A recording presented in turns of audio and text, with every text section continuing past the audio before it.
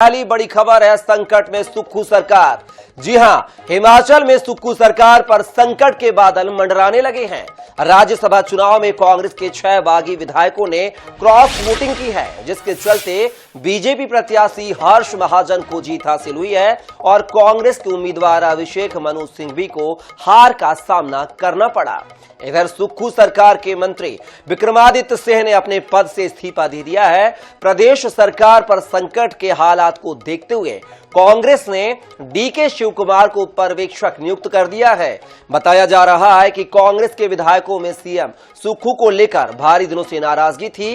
कई विधायक सीएम बदलने की मांग कर रहे हैं। आलाकमान ने डीके शिवकुमार को हालात दुरुस्त करने और विधायकों को मनाने की जिम्मेदारी सौंपी है। इधर पूर्व सीएम जयराम ठाकुर के नेतृत्व में बीजेपी का डेलीगेशन राज्यपाल से मुलाकात करने पहुंचा है। राज्यपाल से मुलाकात के बाद जयराम ठाकुर ने कहा है कि राज्यसभा चुनाव के बाद बीजेपी के कैंडिडेट्स जीते हैं। सरकार बहुमत में थी, लेकिन फिर भी हम जीते, इसलिए वर्तमान में कांग्रेस सरकार को सत्ता में रहने का अधिकार नहीं है। उन्होंने कहा कि कांग्रेस अपना बहुमत खो चुकी है। वहीं मंत्री विक्रमादित्य सिंह ने कहा है कि मुझे अपमानित किया गया और विधायकों की बात नहीं सुनी जा रही थी।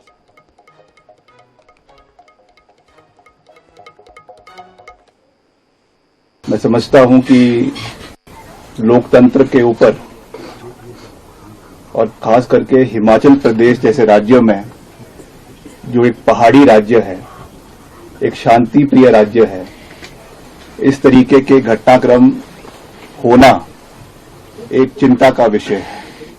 एक चिंता का विषय इसलिए है क्योंकि popularly elected mandate Himachal Pradesh के 70 लाख अवाम ने जो सरकार को चुना है और सरकार को चुनने के बाद मैंडेट कांग्रेस पार्टी को दिया है, उसके बाद इस तरीके के घटनाक्रम होना ये एक चिंता का विषय है। मगर हमें इसके बैकग्राउंड में जाने की आवश्यकता है और ये देखने की आवश्यकता है कि ये घटनाक्रम प्रदेश के अंदर क्यों हुए हैं, क्या कारण थे जिसकी वजह से आज हम इस परिस्थिति के ऊपर खड़े हुए हैं। पहली बात तो ये है कि मुझे जयराम ठाकुर जी जब सदन में बोल रहे थे तो मुझे किसी ने आकर बताया, मैं तो देखा भी नहीं।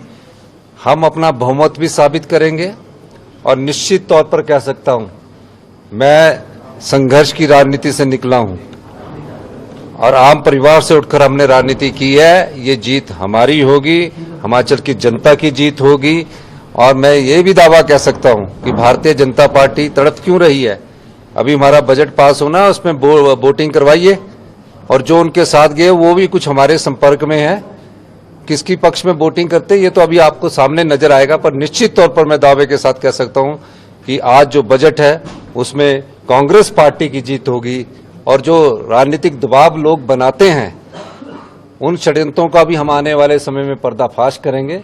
हम लोग कांग्रेस पार्टी को मजबूती से मजबूत कर रहे हैं और निश्चित तौर पर 5 साल कांग्रेस पार्टी की सरकार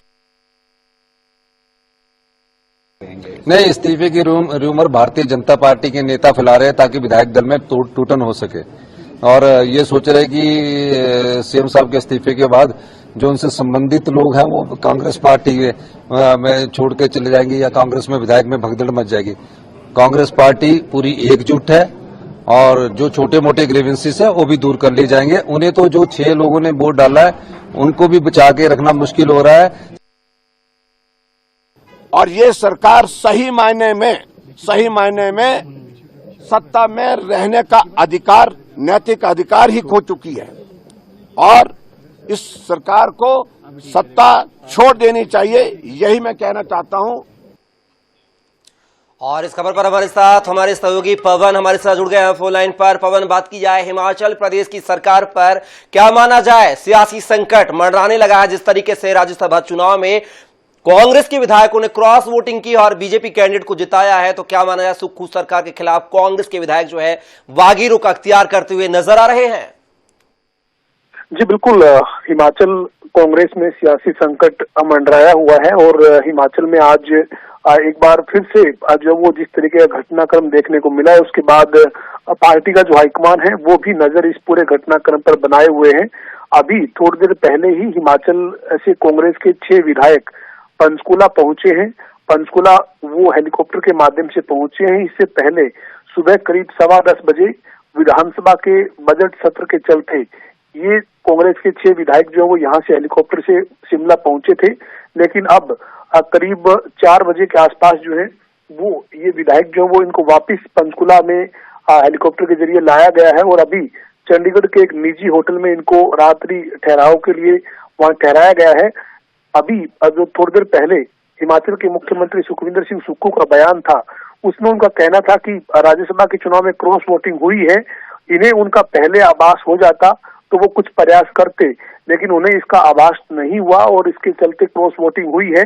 लेकिन सुखविंदर सुक्खू का दावा है कि हिमाचल में 5 साल तक कांग्रेस की सरकार चलेगी और जो राज्यसभा के चुनाव में क्रॉस वोटिंग हुई है उसके बाद विपक्ष ने यानी भारतीय जनता पार्टी ने जो है वो एक तरीके का माहौल बनाया है कि सरकार के पास बहुमत नहीं है। सुक्खू का दावा है कि बीजेपी के पास 25 विधायक हैं और कांग्रेस के पास 34 विधायक हैं। ऐसे में सरकार किसी भी तरह के संकट में नहीं है और अभी जो है वो जो नेता विपक्ष जयराम ठाकुर हैं वो ये कह रहे हैं कि सरकार जो है वो नैतिक तौर पर आप इस्तीफा दें और बाहर जाएं, क्योंकि सरकार जो है वो अपना विश्वास खो चुकी है। सरकार के जो विधायक हैं उन्होंने सरकार के खिलाफ वोटिंग की है।